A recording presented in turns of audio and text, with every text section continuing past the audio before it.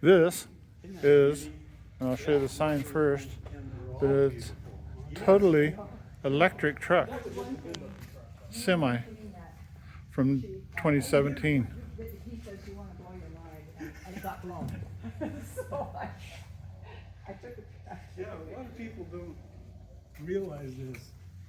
Yeah, you tell him, you're the one that. Well, the batteries that run this truck, this is how big they are. Now this is compared to, here's a AA battery. This one beautiful truck.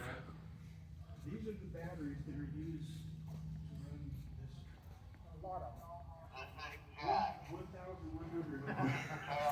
He's the guy's over here telling us about the batteries that this truck uses. And it uses 1100? 1,100. Uses 1100 of the bigger battery here, which this here is a AA, Yeah. to give you a clue, but 1100 of them.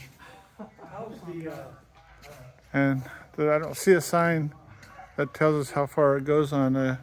Yeah, look at the radiator even, it's just monstrous. And I assume this is the electric motor. how are the electric trucks working out for them? They're building them right now. I think Tesla's still building electric trucks like this. But can you believe how sweet that is?